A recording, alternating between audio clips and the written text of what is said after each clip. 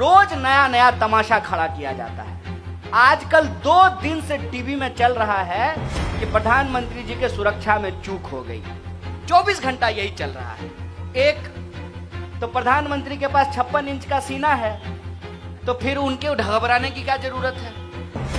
दूसरा, कह रहे हैं कि प्रधानमंत्री किसी पार्टी के नहीं होते हैं, देश के होते हैं। ठीक बात है, तो प्रधानमंत्री अगर किसी पार्टी के नहीं होते हैं तो किसी पार्टी का जाकर के चुनाव प्रचार भी नहीं करना चाहिए। और तीसरा कि अगर सिक्योरिटी लैप्स हुआ है तो आप प्रधानमंत्री हैं, आपके पास सरकार है, गृह मंत्री आपका दोस्त है, जय शाह का पप्पा अमित शाह, एसपीजी उसके अंडर में है।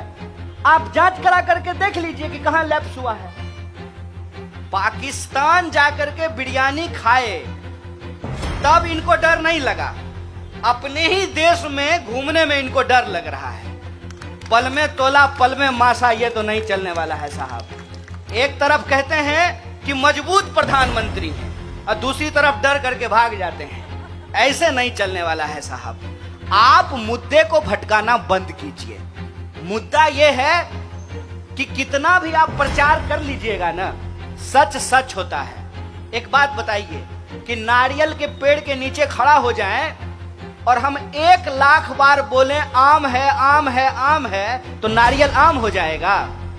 कहते हैं बंदर क्या जाने आदि का स्वाद, बंदर क्या जाने आदि का स्वाद, और संघी क्या जाने आजादी का स्वाद।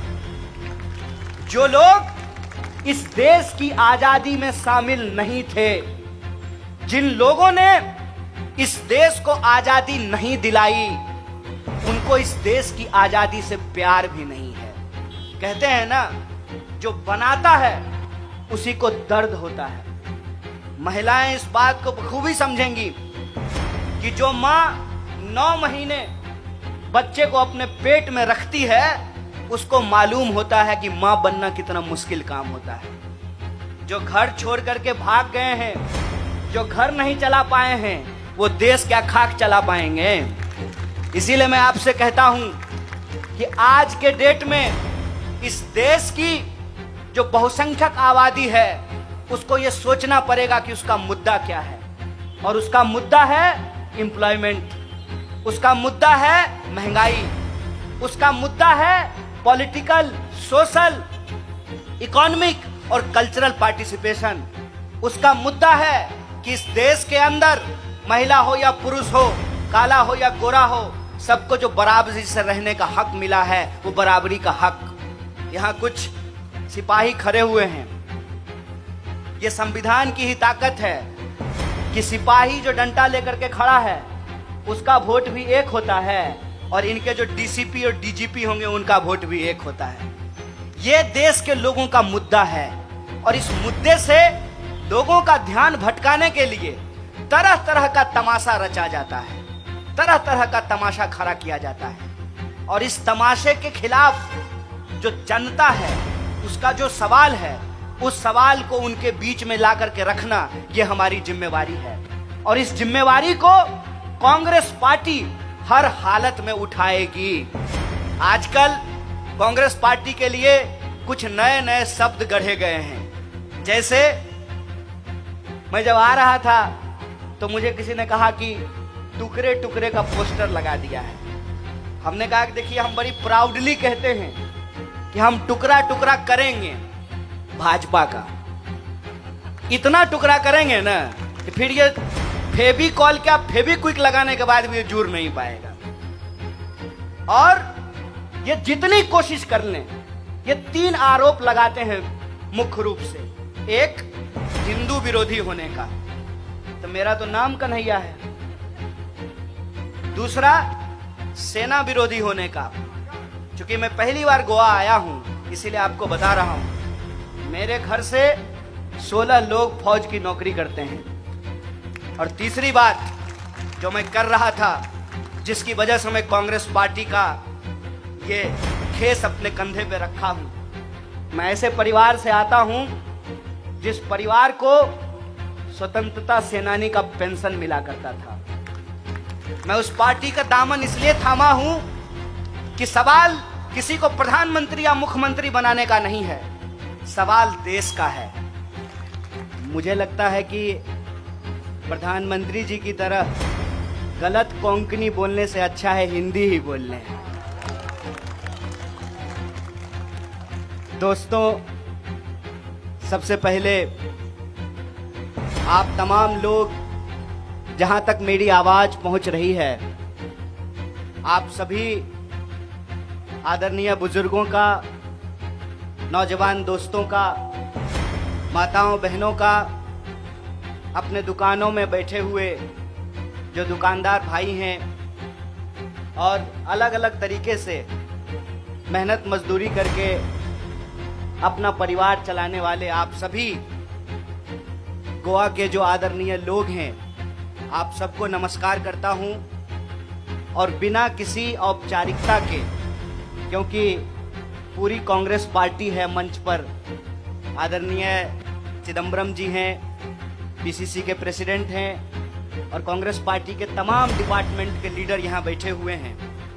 बिना किसी फॉर्मेलिटी के मैं सीधे आपसे बात करना चाहता हूँ। मैं अपनी बातचीत करूँ उससे पहले आप सब जानते हैं कि आज गुजरात के सूरत में एक दर्दनाक घटना घटी है। गैस लीक होने की वजह से 6 लोगों की मौत हो गई है और 20 लोग अस्पताल में भर्ती हैं। कांग्रेस पार्टी के इस मंच से जो मृतक परिवार हैं उनके प्रति हम संवेदना व्यक्त करते हैं और जो घायल लोग हैं उनकी स्पीडी रिकवरी हो ऐसी कामना करते हैं। दोस्तों,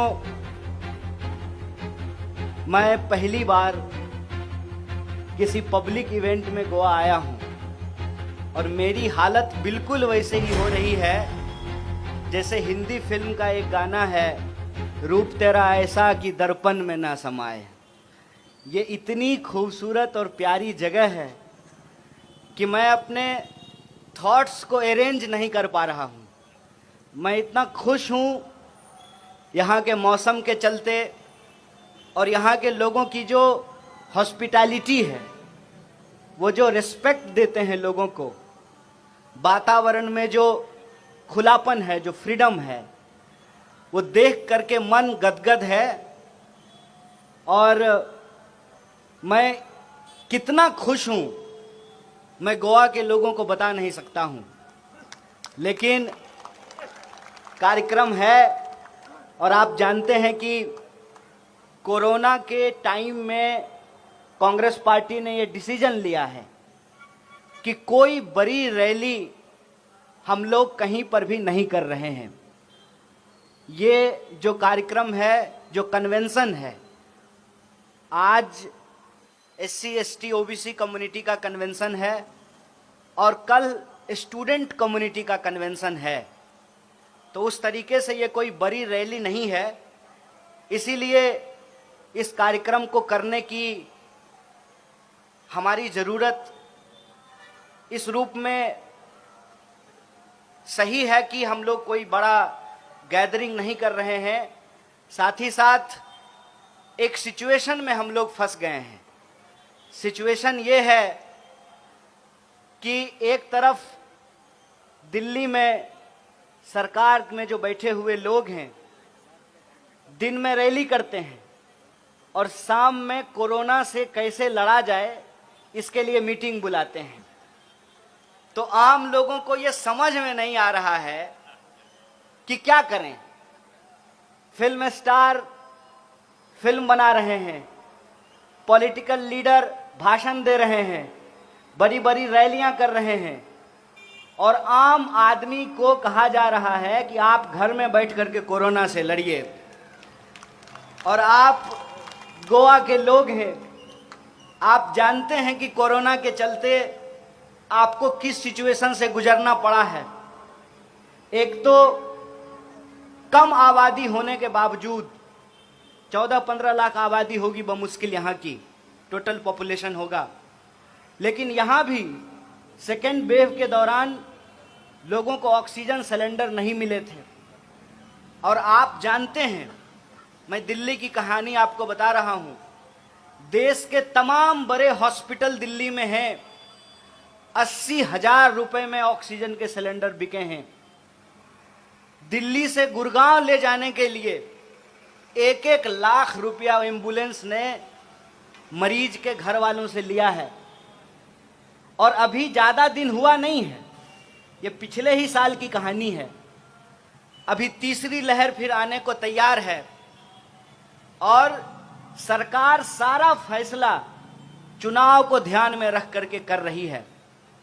एज ए पॉलिटिकल पार्टी हमारी ये रिस्पॉन्सिबिलिटी है, लेकिन अगर सरकार ही चाहती है कि चुनाव हो, चुनाव आयोग ही चाहता है कि चुनाव हो, ऑनरेबल कोर्ट के इंटरवेंशन के बाद भी ऐसा सिचुएशन है, तो हम लोग क्या कर सकते हैं। लेकिन फिर भी हमारी पार्टी ने ये डिसीजन लिया है कि हम कोई बड़ी रैली नहीं करेंगे, लेकिन छोटे छोटे कन्वेंशन हम करेंगे। और ये कन्वेंशन करना इसलिए जरूरी है कि जब चुनाव हो तो कम से कम जो देश के लोग हैं, जो राज्य के लोग हैं, जो स्टेट के लोग हैं, उनके मुद्दों पर चुनाव हो। इसीलिए गोवा पीसीसी ने यह फैसला लिया कि हम 2 कन्वेंशन करेंगे। एक कन्वेंशन में आप सब लोग बैठे हुए हैं, दूसरा कन्वेंशन कल होगा। ये कन्वेंशन हम लोग क्यों कर रहे हैं? सबसे पहला सवाल ये है। ये कन्वेंशन हम लोग इसलिए कर रहे हैं कि हम लोग डेमोक्रेसी के अंदर एक ट्रेंड देख रहे हैं। ट्रेंड क्या है कि चुनाव को पूरे तरीके से लोगों के जो